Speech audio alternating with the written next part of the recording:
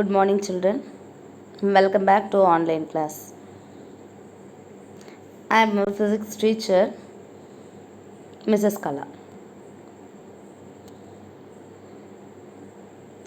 Let us continue the graphical representation of motion of an object. In the previous class, we discussed the distance time graph for uniform motion, isn't it?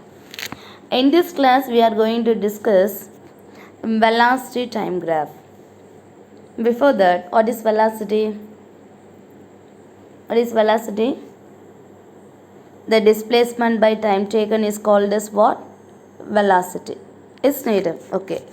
So in the velocity time graph, it gives the displacement of an object only. That is the use of the velocity time graph.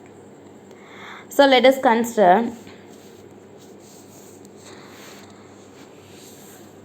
the variation in velocity of an object with time can be represented in the velocity time graph. In the graph, the time is represented along the x-axis. See the figure also. X-axis 0, 1, 2, 3, 4. Its the values are given. It expressed in the time values. Represent the x time value. And the velocity is represented along the y-axis. The time, the unit is given as hour. And velocity, the unit is given kilometer per hour. Okay, 10 kilometer per hour or 20 kilometer per hour, 30 kilometer per hour, like that. If the object moves at uniform speed, velocity, a straight line parallel to the x-axis is obtained. See the figure also is a 40 kilometer per hour is given, isn't it? The object makes what? It's a uniform velocity only. Uniform velocity means what? It moves with a uniform speed with a particular direction. This is only is taken as a uniform velocity. So, in the 40 kilometer distance only the object is moving, and also it gives us a straight line. This line is parallel to the x-axis. This graph shows velocity time graph for a movement of an object. We know that the product of velocity and the time, it gives us a displacement of an object moving with uniform velocity. And the area under the velocity time graph is equal to the magnitude of the displacement. So, the distance or in the displacement is covered by an object in time interval t can be represented as, we could able to write this formula, AC in the CD values as only, AC and the CD values. It gives us a displacement or in the distance value is nothing but the product of velocity and the time taken values. This value is given for the velocity time graph. And next we got to move on to the using the same graphical representation velocity time graph for a uniform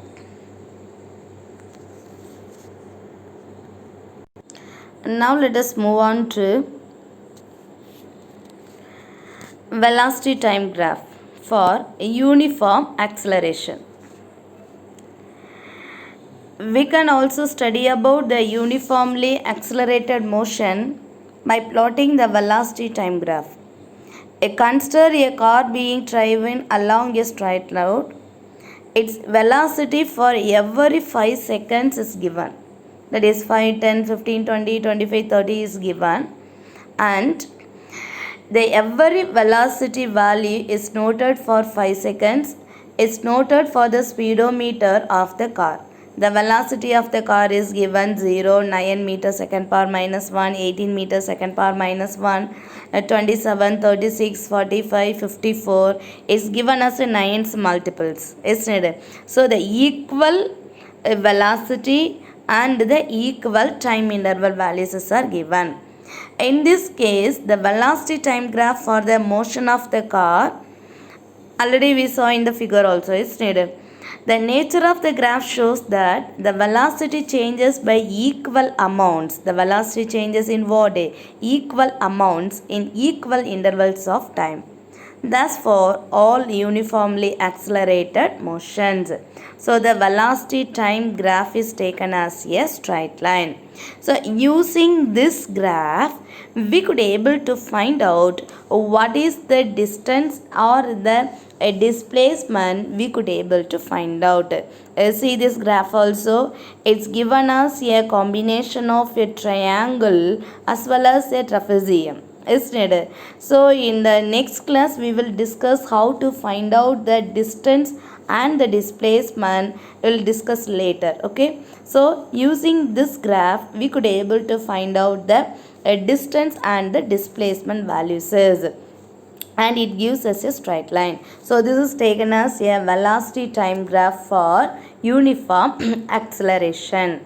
Based on the values only we have to draw. Already you know the time is acting along the x-axis and the velocity is represented along the y-axis. We have to plot out the graph. Afterwards only we obtain. This is taken as a straight line because the motion of an object is taken as a uniform velocity and the regular intervals of the time. So this is taken as a uniform acceleration of an object only.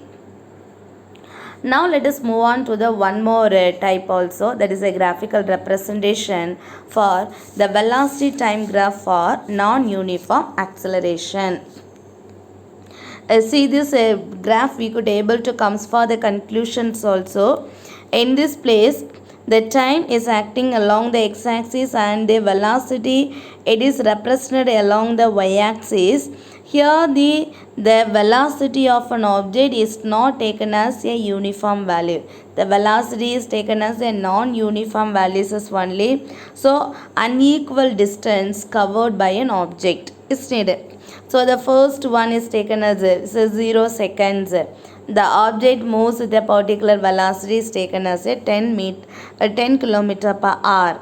And after that, and after the 2 hours, it maintains the same velocity 10.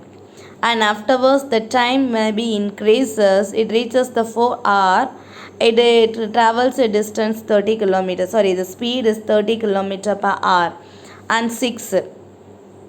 Like that only we could able to point out the graph points also. It's not a interval, it's not a uniform, it's taken as a non-uniform only. So in the case of non-uniformly accelerated motion, the distance time graph and the velocity time graphs have it's not a straight line, it taken as a different shapes only because of the non-uniform accelerations. So students, I hope you understood what and all we discussed in this video. So first we discussed the velocity time graph for the uniform accelerations and to the velocity time graph for the non-uniform accelerations. So using the graphical representations we could able to identify what kind of the motion of an object, and second one we could able to find out what is the directions, that also we could able to find out. That is the use of the graphical representations. So based on the graphical representation and explanations we will derive the equations of the motions. So the equations of the motions we will discuss in the next session. Okay students, I hope you understood what and all we discussed in this video. Thank you children. Thanks for watching.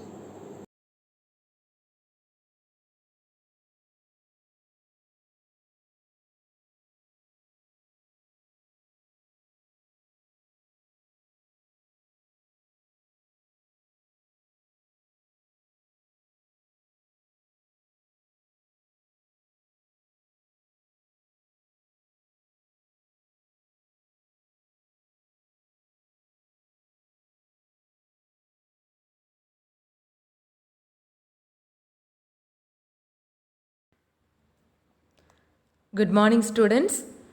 Welcome back to the chemistry class. Our next lesson is atomic structure. Already you know what is matter and what is non-matter. And then I will ask one question. What are the basic building blocks of matter? Atoms. Atoms are the basic building blocks of matter. So, the building blocks of matter are atoms. Each and everything is made up of atoms. Then, what is an atom? The word atom is derived from the Greek word atomas, meaning indivisible. The Greek prefix a means not, Thomas means cut. Together it means uncuttable. That means indivisible. So the word atom is derived from the Greek word atomas, means indivisible.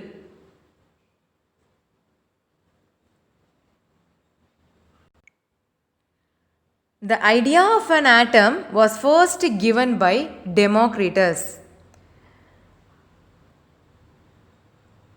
But the scientific theory was proposed by John Dalton in 1808. Already I told everything is made up of atom. See this iron nail. It contains a lot of iron atoms. And see the tip of pencil contains more carbon atoms. And gold also it contains so many gold atoms. So these atoms are very tiny particles. Atom consists of 3 subatomic particles: protons, neutrons and electrons. And proton and neutron is present in the nucleus, and electron is revolving around the nucleus. And a proton has a positive charge of 1 and electron has a negative charge of 1. A neutron, like the name implies, is neutral with no net charge. Now we know the subatomic particles charge. What is the charge of proton? Positive charge of 1. Electron, negative charge of 1. Neutron, no net charge.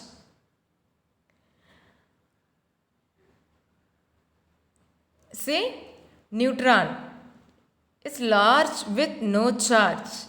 Proton also large with positive charge.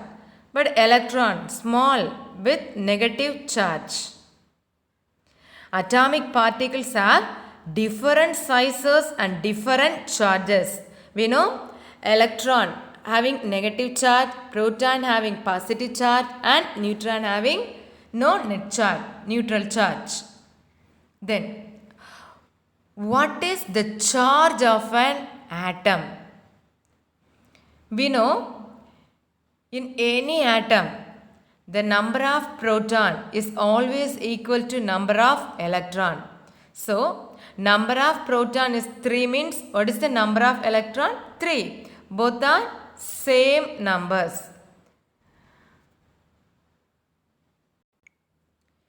The overall charge of an atom is 0 because in all atoms number of proton is always equal to number of electron. We know proton having positive charge and electron having negative charge. So numbers equal. So proton having number of proton is 3 means it having plus 3 charge. Electron minus 3 charge. So it will cancel and get the neutral charge. And students, today I given the introduction about atom, and in the next class we will discuss atomic number and mass number. Thank you.